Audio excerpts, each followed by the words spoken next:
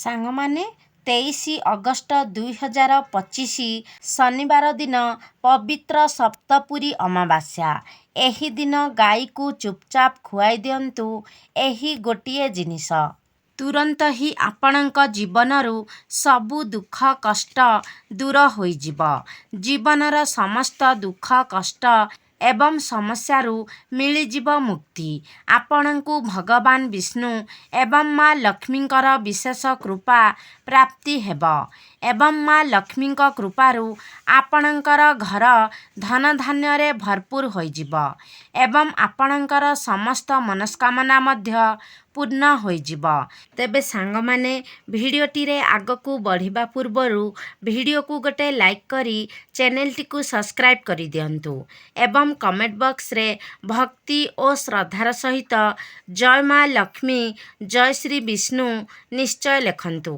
ତେବେ ସାଙ୍ଗମାନେ, ଆସନ୍ତୁ ଜାଣିନେବା ଗାଈର ସେବା କିପରି କରିବା ଉଚିତ ଏବଂ କେଉଁ ଗାଈକୁ କ'ଣ ଖାଇବାକୁ ଦେବା ଦ୍ୱାରା ଆପଣଙ୍କ ଗୃହରେ ଧନର ବୃଦ୍ଧି ହୋଇଥାଏ।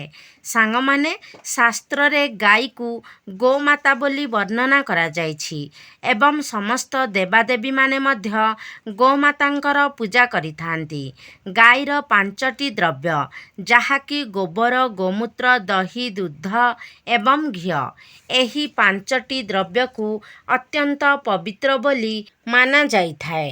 ସାଙ୍ଗମାନେ, ଆପଣମାନେ ହୁଏତ ଜାଣନ୍ତି କିମ୍ବା ନ ଜାଣନ୍ତି, ଗୋବରରୁ ବେଲଗଛର ଉତ୍ପତ୍ତି ହୋଇଛି ଏବଂ ସେଥିରେ ମା ଲକ୍ଷ୍ମୀ ବାସ କରିଥାନ୍ତି। ସେଥିପାଇଁ ବେଲବୃକ୍ଷକୁ ଶ୍ରୀବୃକ୍ଷ ବୋଲି ମଧ୍ୟ କୁହାଯାଇଥାଏ। ଏହି ଗୋବରରୁ ପଦ୍ମଫୁଲର ମଞ୍ଜିର ମଧ୍ୟ ଉତ୍ପତ୍ତି ହୋଇଛି।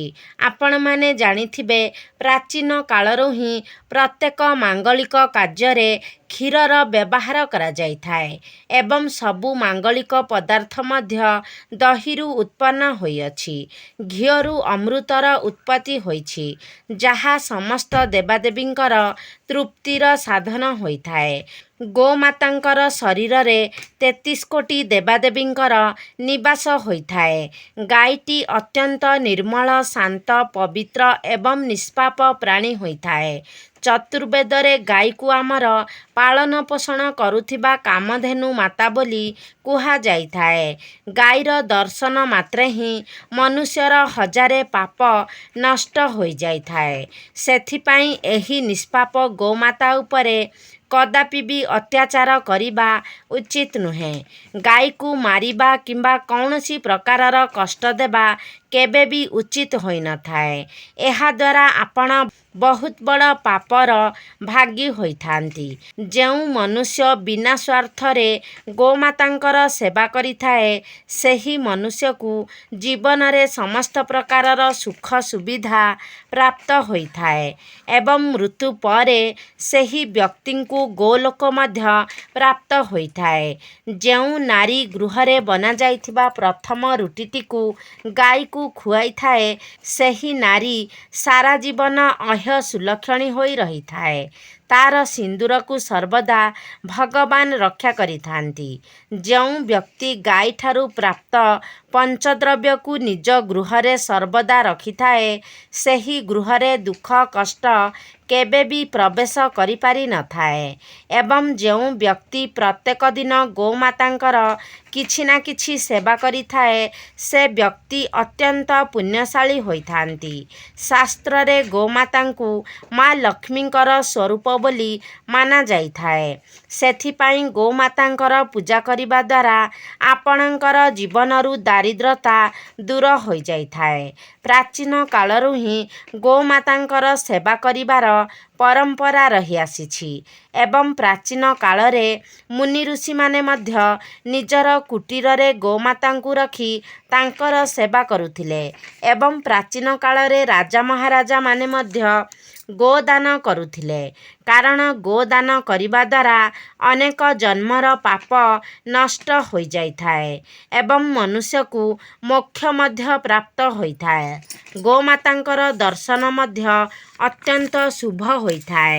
ଶାସ୍ତ୍ରରେ ବର୍ଣ୍ଣନା ରହିଛି ଯେ ଯଦି ଆପଣ ସକାଳୁ ଉଠି ପ୍ରଥମେ ଗୋମାତାଙ୍କର ଦର୍ଶନ କରନ୍ତି, ତେବେ ଆପଣଙ୍କୁ ଅନେକ ପୁଣ୍ୟ ପ୍ରାପ୍ତି ହୋଇଥାଏ।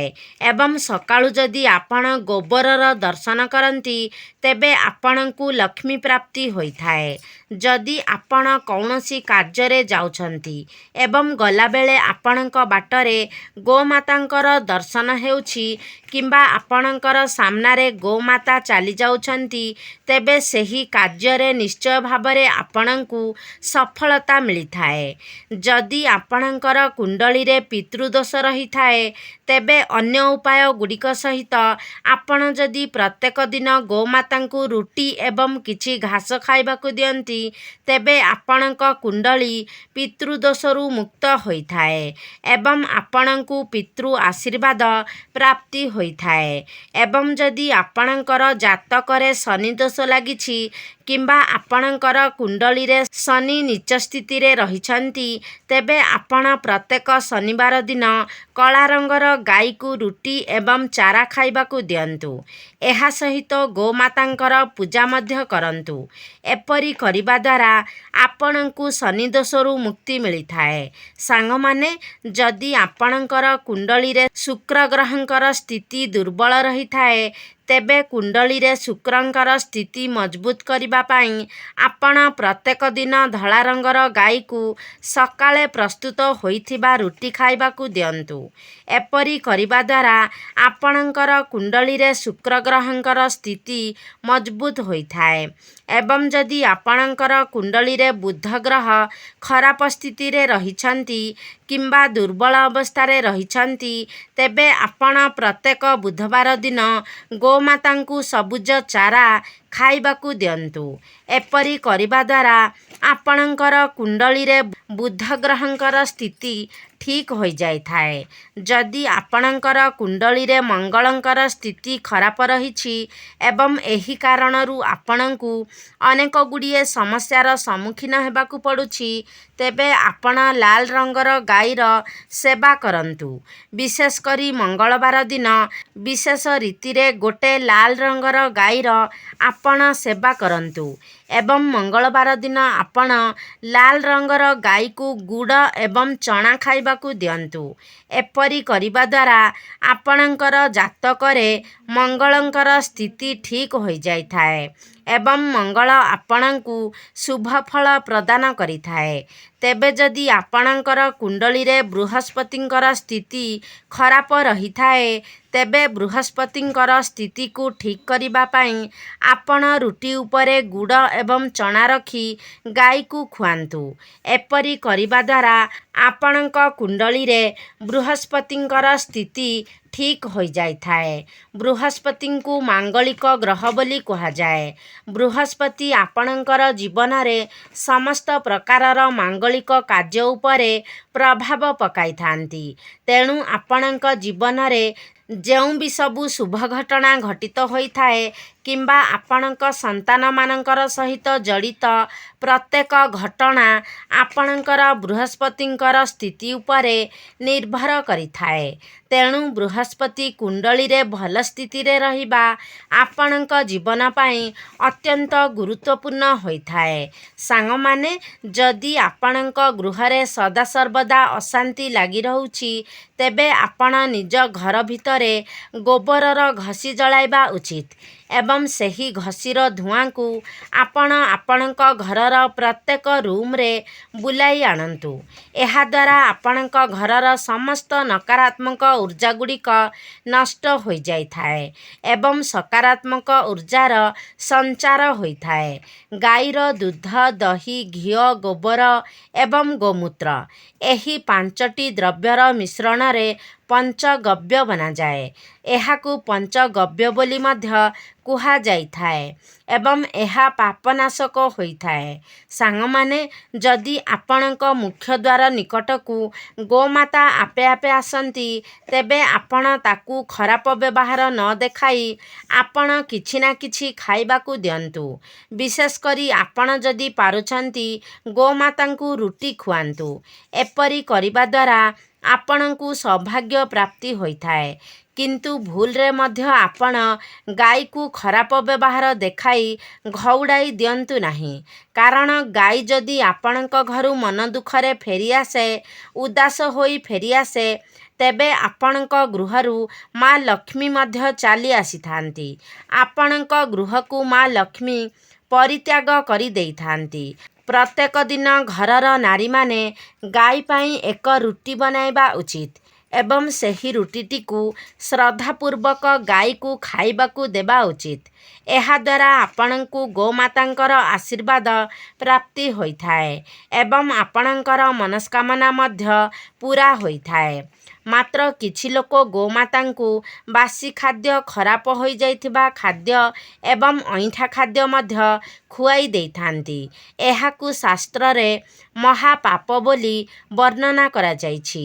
ଏହିସବୁ ଖାଦ୍ୟଗୁଡ଼ିକୁ ଆପଣ ଅନ୍ୟ ପ୍ରାଣୀଙ୍କୁ ଖାଇବାକୁ ଦେଇପାରିବେ, ମାତ୍ର ଗୋମାତାଙ୍କୁ କେବେ ବି ଖରାପ ହୋଇଯାଇଥିବା ଖାଦ୍ୟ କିମ୍ବା ଅଇଁଠା ଖାଦ୍ୟ ଖୁଆଇବା ଉଚିତ ନୁହେଁ। ଯେହେତୁ ଗାଈକୁ ଗୋମାତା ବୋଲି ମାନାଯାଇଥାଏ ଏବଂ ଗୋମାତାଙ୍କର ଶରୀରରେ 33 କୋଟି ଦେବାଦେବୀଙ୍କର ବାସ ହୋଇଥାଏ, ତେଣୁ ଗାଈକୁ ଏପରି ଖାଦ୍ୟ ଦେବାର ଅର୍ଥ 33 କୋଟି ଦେବାଦେବୀଙ୍କର ଅପମାନ କରିବା ସହିତ ସମାନ ହୋଇଥାଏ। ଆପଣ ଦେଇଥିବା ସେହି ଖରାପ ଖାଦ୍ୟକୁ ଗୋମାତା ଭୋକ କାରଣରୁ ଗ୍ରହଣ ତ କରିଥାନ୍ତି, ମାତ୍ର ଖାଦ୍ୟ ଦେଇଥିବା ବ୍ୟକ୍ତିଙ୍କ ଉପରେ ସେହି ପାପ ଲାଗିଥାଏ। ଗାଈ ଏକ ଶାକାହାରୀ ଏବଂ ପୁଣ୍ୟାତ୍ମା ପ୍ରାଣୀ ଅଟେ, ତେଣୁ ଗାଈର ଖାଦ୍ୟରେ କେବେ ବି ଆମିଷ ଦିଅନ୍ତୁ ନାହିଁ। ଆପଣ ଯଦି ଏମିତି କାର୍ଯ୍ୟ କରିଥାନ୍ତି, ତେବେ ଆପଣଙ୍କୁ ମହାପାପର ଭାଗୀ ହେବାକୁ ପଡ଼ିଥାଏ। ସାଙ୍ଗମାନେ, ଯଦି ଆପଣଙ୍କର କୁଣ୍ଡଳୀରେ ଚନ୍ଦ୍ରଦୋଷ ଲାଗିଛି ଏବଂ ଯେଉଁ କାରଣରୁ ଆପଣ ଅନେକ ଗୁଡ଼ିଏ ସମସ୍ୟାର ସମ୍ମୁଖୀନ ହେଉଛନ୍ତି, ତେବେ ରୁଟି ଉପରେ ଧଳା ଲହୁଣୀ, ଘିଅ ଏବଂ କିଛି ଲୁଣ ଲଗାଇ ଆପଣ ଗୋମାତାଙ୍କୁ ଖାଇବାକୁ ଦିଅନ୍ତୁ। ଏବଂ ଯଦି ଜାତକରେ ଶନିଦୋଷ ଲାଗିଛି, ତେବେ ଅଟାରେ କିଛି କଳା ରାଶି ମିଶାଇ ସେହି ଅଟାରେ ଆପଣ ରୁଟି ବନାନ୍ତୁ ଏବଂ ସେହି ରୁଟିକୁ ଆପଣ ଗୋମାତାଙ୍କୁ ଖୁଆଇ ଦିଅନ୍ତୁ। ଏପରି କରିବା ଦ୍ୱାରା ଆପଣଙ୍କୁ ଶନିଦୋଷରୁ ମୁକ୍ତି ମିଳିଥାଏ। ଯଦି ଆପଣଙ୍କ ଗୃହରେ ଆର୍ଥିକ ସଙ୍କଟ ଦେଖାଦେଉଛି, ଧନଜନିତ ସମସ୍ୟା ଦେଖାଦେଉଛି, ତେବେ ଗୁରୁବାର ଦିନ ଆପଣ ଗାଈକୁ କଦଳୀ ଖୁଆଇବା ଶୁଭ ହୋଇଥାଏ। ଏହାଦ୍ୱାରା ଆପଣଙ୍କର ଧନଜନିତ ସମସ୍ୟା ଦୂର ହୋଇଯାଇଥାଏ। ଗୋମାତାଙ୍କର ପିଠିରେ ଯେଉଁ କୁବଡ଼ ରହିଥାଏ, ସେଥିରେ ସୂର୍ଯ୍ୟକେତୁ ନାଡ଼ି ରହିଥାଏ ଏବଂ ଯଦି ଆପଣଙ୍କର ଗୃହକୁ ଆପଣଙ୍କର ମୁଖ୍ୟଦ୍ୱାର ନିକଟକୁ ଗୋମାତା ଆସିଥାନ୍ତି, ତେବେ ତାଙ୍କର ସେହି କୁବଡ଼କୁ ଆପଣ ନିଶ୍ଚୟ ରୂପରେ ସ୍ପର୍ଶ କରନ୍ତୁ। କାରଣ ଏପରି କରିବା ଦ୍ୱାରା ଆପଣଙ୍କୁ ଅନେକ ଗୁଡ଼ିଏ ରୋଗରୁ ମୁକ୍ତି ମିଳିଥାଏ। ଶାସ୍ତ୍ରରେ ବର୍ଣ୍ଣନା କରାଯାଇଛି, ଯେଉଁ ବ୍ୟକ୍ତି ନିଃସ୍ୱାର୍ଥପର ଏବଂ ଶ୍ରଦ୍ଧାଭାବ ନେଇ ଗୋମାତାଙ୍କୁ ସେବା କରିଥାଏ, ସେହି ବ୍ୟକ୍ତି ମୃତ୍ୟୁ ପରେ ଗୋମାତାଙ୍କର ଲାଞ୍ଜକୁ ଧରି ବୈତରଣୀ ନଦୀ ପାର କରି କରି ଯାଇଥାଏ। ସେହି ବ୍ୟକ୍ତିଙ୍କର କେବେ ବି ଅକାଳ ମୃତ୍ୟୁ ହୋଇନଥାଏ ଏବଂ ସେହି ବ୍ୟକ୍ତିଙ୍କୁ ସୌଭାଗ୍ୟ ପ୍ରାପ୍ତି ହୋଇଥାଏ। ଯଦି ଆପଣଙ୍କୁ ଦୁର୍ଭାଗ୍ୟ ପିଛା ଛାଡ଼ୁନାହିଁ, ସର୍ବଦା ପ୍ରତ୍ୟେକ କାର୍ଯ୍ୟରେ ଆପଣଙ୍କୁ ବିଫଳତା ହିଁ ହାତ ଲାଗୁଛି, ତ ଆପଣ ହାତରେ ଗୁଡ଼ ରଖି ଗୋମାତାଙ୍କୁ ଚଟାନ୍ତୁ। ଏପରି କରିବା ଦ୍ୱାରା ଆପଣଙ୍କର ଶୋଇ ରହିଥିବା ଭାଗ୍ୟ ଜାଗ୍ରତ ହୋଇଥାଏ ଏବଂ ଆପଣଙ୍କୁ ପ୍ରତ୍ୟେକ କାର୍ଯ୍ୟରେ ଆପଣଙ୍କ ଭାଗ୍ୟର ସାଥ ମିଳିଥାଏ। ଆପଣ ଯଦି ଗୋମାତାଙ୍କୁ ରାଶି ଲଡ଼ୁ କିମ୍ବା ରାଶିରେ ପ୍ରସ୍ତୁତ କୌଣସି ବି ଦ୍ରବ୍ୟ ଖାଇବାକୁ ଦିଅନ୍ତି, ତେବେ ଆପଣଙ୍କୁ ଅଖଣ୍ଡ ସୌଭାଗ୍ୟ ପ୍ରାପ୍ତି ହୋଇଥାଏ। ତେବେ ସାଙ୍ଗମାନେ, ଏହି ପବିତ୍ର ଅମାବାସ୍ୟା ଦିନ ଆପଣ ଗୋମାତାକୁ ଏହି ଜିନିଷଗୁଡ଼ିକ ମଧ୍ୟରୁ ଯେକୌଣସି ଗୋଟିଏ ଜିନିଷ ଖୁଆଇ ଦିଅନ୍ତୁ। ନିଶ୍ଚୟ ଭାବରେ ଆପଣଙ୍କର ସମସ୍ତ ମନସ୍କାମନା ପୂର୍ଣ୍ଣ ହୋଇଯିବ। ତେବେ ସାଙ୍ଗମାନେ, ଆଶା କରୁଛି ଆଜିର ଭିଡ଼ିଓଟି ଆପଣମାନଙ୍କୁ ନିଶ୍ଚିତ ଭାବରେ ଭଲ ଲାଗିଥିବ। ଯଦି ଭଲ ଲାଗିଛି ତାହେଲେ ଲାଇକ୍ କରନ୍ତୁ, ସେୟାର କରନ୍ତୁ। ଆମ ଚ୍ୟାନେଲକୁ ଯଦି ସବସ୍କ୍ରାଇବ୍ କରିନାହାନ୍ତି ତାହେଲେ ସବସ୍କ୍ରାଇବ୍ କରିଦିଅନ୍ତୁ ଏବଂ କମେଣ୍ଟ ବକ୍ସରେ ଜୟ ମା ଲକ୍ଷ୍ମୀ, ଜୟ ଶ୍ରୀ ବିଷ୍ଣୁ ନିଶ୍ଚୟ ଲେଖନ୍ତୁ।